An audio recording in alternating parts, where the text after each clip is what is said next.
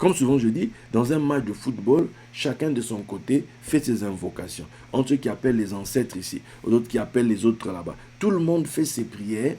Tout le monde s'attend à être exaucé sur le champ de bataille. Qui, quoi, comment? Qui va faire quoi? Qui va recevoir? Qui va être exaucé? Qui? À l'heure de la prière, tu dois savoir. Tu dois te diriger. Tu dois te diriger vers l'autel. Tu dois te diriger vers l'autel. Tu dois te dire, si moi je demande, alors je dois être celui qui donne. En fait, tu dois initier le mouvement. Je demande quelque chose. Regardez cette femme, l'homme de Dieu passait chez elle, elle ne savait pas. Et puis le jour où elle a compris que c'était l'homme de Dieu, elle a décidé de faire quelque chose. Elle a donné au-delà d'elle-même. Au point que l'homme de Dieu même se demande, mais madame, qu'est-ce qui se passe? Pourquoi tu as fait tout ça? On va comprendre plus tard en réalité que cette femme n'avait pas d'enfant. Et qu'il était loin d'en avoir. L'homme était déjà vieux, donc voilà, il ne pouvait plus. Donc c'était compliqué. Mais parce qu'elle a donné et elle est allée loin dans son truc, ben, Dieu aussi a fait pour elle. Si vous lisez des textes où on te dit par exemple, il y a un homme qui devait de l'argent au roi. On est venu le chercher par les huissiers. Il a dit vraiment, je vous en prie, majesté, je n'ai pas. Il a pleuré devant le roi. Le roi a eu pitié de lui. On l'a laissé rentrer. Lui, en rentrant chez lui, maintenant, il rencontre un gars qui lui devait à lui aussi. Et qu'est-ce qu'il fait? Il prend le gars, il le bastonne. Le gars crie, demande pardon, il n'y a rien à faire. Il jette le gars en tôle. Et ce qu'il a fait là est remonté jusque chez le roi. Ah, le roi n'a pas aimé. Le roi l'a conduit. Il dit, mais toi, tu étais ici, tu as pleuré devant moi, non? Maintenant, quelqu'un est venu pleurer chez toi là. Pourquoi tu ne lui as pas fait du bien? Pourquoi le bien que moi je t'ai fait, tu ne l'as pas fait pour lui? Oh, on dit, t'as vu comme t'as fait là? Ok, mettez-le lui aussi en tôle. Tant que tu ne payeras pas, c'est-à-dire jusqu'au dernier centime, tu ne sortiras pas. Souvent, la chose que tu demandes à Dieu, Dieu va t'envoyer quelqu'un pour te demander à toi aussi. Souvent, tu demandes à Dieu des choses, ben, tu vas être mis en position d'être l'exaucement de quelqu'un. Quelqu'un va t'appeler, quelqu'un va demander de l'aide, quelqu'un va te demander du secours, quelqu'un va te demander du secours. Tu ne peux pas définir qui, quoi, comment, parce que celui qui définit ça, c'est celui à qui tu as demandé. C'est celui qui est témoin de ta prière. C'est celui qui t'a vu pleurer, s'il te plaît, Seigneur, je blablabla. Ok, on va maintenant t'envoyer quelqu'un. On va t'envoyer maintenant quelqu'un qui demande aussi. Et maintenant on te dit, quand tu as le pouvoir d'accorder un bienfait, fais-le. Ne dis pas reviens demain. Quand tu as le pouvoir d'accorder un bienfait, quand on est venu te demander, fais, donne. Parce que toi-même, tu es témoin au fond de ton cœur que tu demandes à Dieu quelque chose. Toi-même, tu es témoin au fond de ton cœur. Tu as besoin que Dieu fasse quelque chose. Regarde, David est en train de fuir parce qu'Absalom arrive. Pendant qu'il part, il y a l'autre là qui se lève, qui commence à insulter David. À l'insulter. Donc, vous imaginez quelqu'un qui vous insulte pendant que vous marchez, lui il vous accompagne, pendant qu'il vous jette des pierres, il vous jette du sable, il dit tous les mots comme c'est pas permis. Mais les gens de David en ont eu marre, il dit au roi, majesté, on ne peut pas continuer comme ça, il faut tuer ce gars. Écoute ce que David dit, laissez-le. Peut-être que c'est Dieu qui lui dit de faire ça. Laissez-le faire ça, peut-être que Dieu aura pitié de moi. Donc, quand quelqu'un, tu comprends que les actes que l'on pose ont toujours des conséquences. Les actes que l'on pose sont toujours liés entre eux. Pense pas qu'un acte que tu as fait ici, il est indépendant. Non, non, non. Tout est lié. C'est un écho. On va dire, tu as appris ce que tel a fait. Ah oui, il a fait quoi? Il y a eu telle situation et il a agi comme ça, il a agi comme ça. Waouh! Quand David a fait son histoire et que Dieu lui envoie, comment il s'appelle, Nathan, qu'est-ce qu'on dit?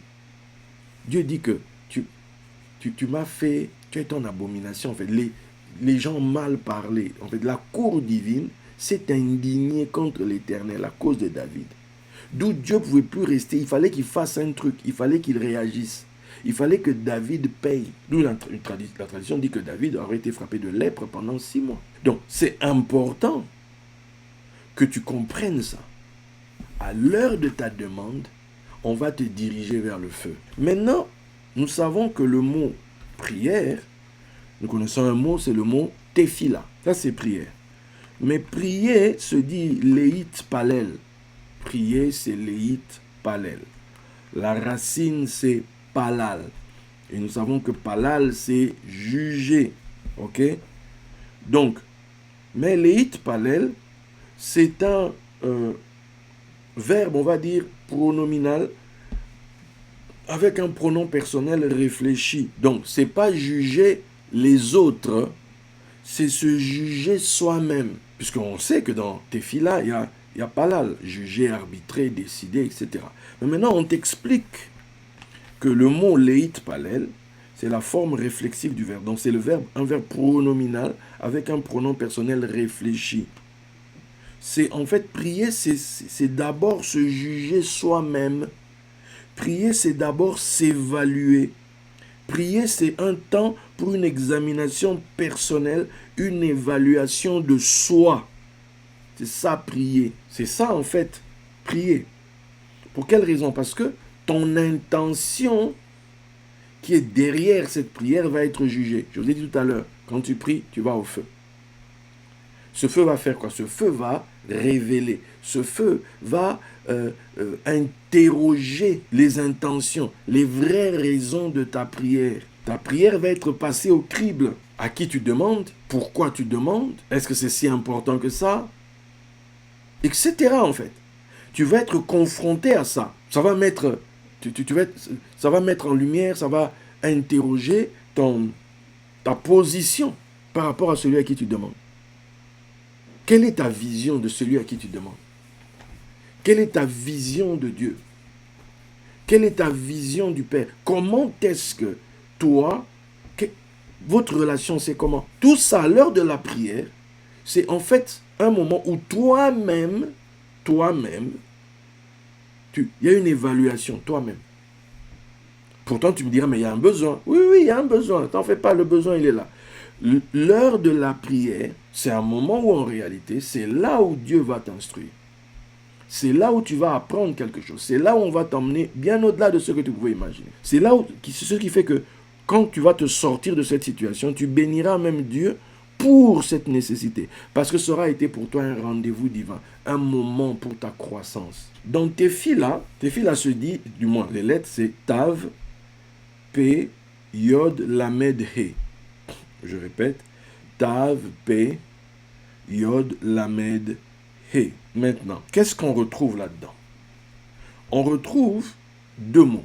On retrouve Tafel et on retrouve Ya. Je répète, on retrouve Tafel et Tafel ou Tefel, c'est pas Tefal, hein, voilà.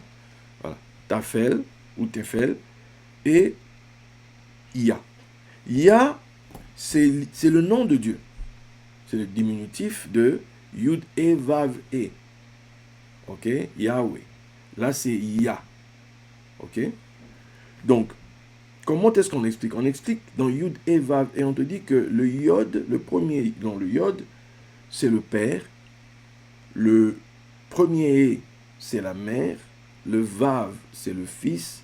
Le deuxième E, c'est l'épouse. On le dit autrement, le premier Yod, c'est lié à Chokma. Le premier E, le Yod est lié à Chokma. Le premier E est lié à Bina, père-mère. Le Vav est lié à Tiferet, c'est le fils. Et le dernier E, c'est lié à la Malkout, c'est l'épouse. Ok? Donc ici maintenant, tu as Ya. Donc c'est la première partie. C'est le père, c'est la mère. Si on relie ça aux enseignements des jours précédents, c'est donc lié à ton cerveau. L'hémisphère droit et l'hémisphère gauche. On retrouve donc la Chokma et Bina. Le père, la mère. Quand on étudie les choses, on va te dire que Dieu a créé le monde présent, là, avec le He, le monde visible. C'est avec le He de Bina. Et il a créé le monde futur avec le Yod, le monde à venir avec le Yod. Donc, nous sommes en présence du créateur des deux mondes. monde visible et invisible. Monde visible, monde présent et monde à venir. À venir, donc qui vient. Ok? Le monde présent et le monde qui vient. Ok? Donc, dans tes filles là, tu as Yah, le nom de Dieu Yah. Ok. Maintenant, Yah donc est là. Yah est là, donc c'est le créateur. Yah est là, c'est celui qui quelque part t'a fait sortir de la dimension de là où tu étais, où tout allait bien, et t'a mis dans ce monde-ci. Maintenant, il veut que tu pries pour qu'il fasse venir, pour que les choses viennent de l'invisible et entrent dans le visible.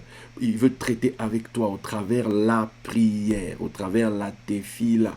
Parce que il y a le tefel dont je vous ai parlé. Tefel, c'est un mot qui signifie fade, qui signifie insipide, qui signifie sans sel, qui signifie sans goût. Ok?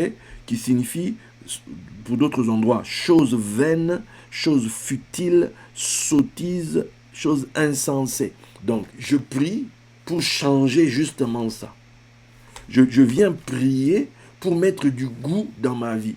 Je prie pour que les vraies choses, les vrais bails, comme on dit, puissent s'installer dans mon existence. C'est la raison de ma prière. Je traite avec Yah, le créateur des mondes, celui qui maîtrise le présent et ce qui vient. Donc, je prie pour ça, pour donner du goût à ma vie. Je prie pour ça.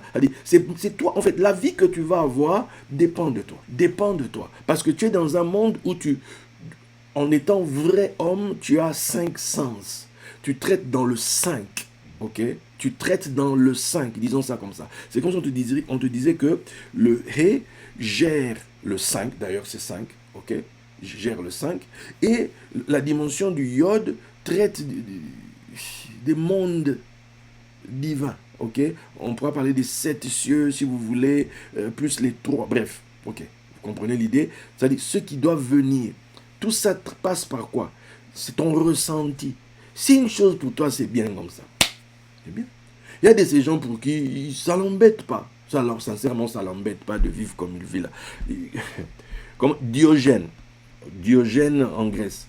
Un philosophe, laisse tomber tout ça. Comment il s'appelle? Alexandre le Grand. Apprend que le grand Diogène vit dans un tonneau. Il vient le voir. Diogène, écoute, viens au palais. Regarde ce qu'on dit que Diogène a répondu. Il dit, Alexandre, ôte-toi de mon soleil. Ôte-toi. Ôte-toi de mon soleil. C'est-à-dire que le gars, papa, toi tu es bien ici là. Papa, ôte-toi de mon soleil. Laisse-moi là où je suis. Lambalia Nakoyate. Donc, prépare-moi, je ne viendrai pas. Hein? Voilà. Je refuse. Je suis bien là où je suis. En fait, on ne peut pas imposer à quelqu'un. Tu ne peux que demander que comme ça. Non, ça dépend. Pour lui, là, c'est le goût est comment. Si pour toi, il n'y a pas d'assez de sel, demande. C'est ton droit. Tu peux prier à Yah. Tu peux prier à l'Éternel, lui qui entend la prière. Tu peux prier parce que c'est lui qui gère le monde d'ici et le monde à venir. Tu peux demander. Il a dit demander, il vous sera donné. En fait, ta prière s'appuie sur ça. Où sont les choses dans ta vie en fait? C'est comment? C'est comment? Est-ce que tu acceptes cet état de fait ou tu veux le modifier? Est-ce que tu acceptes les choses comme ça ou tu veux changer? Est-ce que pour toi c'est suffisant ou t'en veux plus? C'est ce que Dieu a dit à David. Il dit, mais David, s'il te plaît, assieds-toi 2 minutes, David, papa, on était ici, là. Tu galérais ici, tu galérais, tout ça. On t'a pris tes 2 femmes par les Amalécites, je te les ai rendues. Ça, c'est moi qui rajoute. Mais après, Dieu dit quoi? Je t'ai pris les femmes de ton maître, c'est-à-dire le harem de Saoul. Je te les ai données, David. Je te les ai données. Les filles d'Israël sont là. Il dit, si tu en voulais d'autres, tu n'avais qu'à demander. Demande! Mais pour qu'est-ce qui t'a pris d'aller prendre la femme de l'autre? Et puis tu as fait tuer le gars. Demande. Souvent on se dit non, si je demande peut-être que on va mal trouver. Non, c'est pas possible. Non, attends. Si toi tu aimes manger plus salé, pourquoi tu veux te sentir culpabilisé? Tout ça on te dit, tu vas d'abord passer par le feu. Tes propres évaluations. Si toi tu aimes le cabri bien, hein, bien brisé là. C'est donc qu'on va manger là. Il y en a qui dit qu'on est... Non, bien cuit, hein, bien cuit. Voilà. Il y a des gens qui mangent la viande rouge. Ils tournent juste, tin. C'est tout. C'est ce qu'ils vont manger comme ça. D'autres même mangent la viande crue. On appelle ça tartare.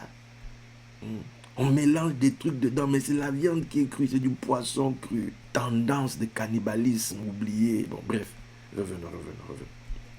Je ne sais pas si vous vous rendez compte de ça. Chacun a les goûts de la vie, les choses qu'il aime. C'est moi, j'aime ça comme ça. Je dis, mais non, ton problème, il est où?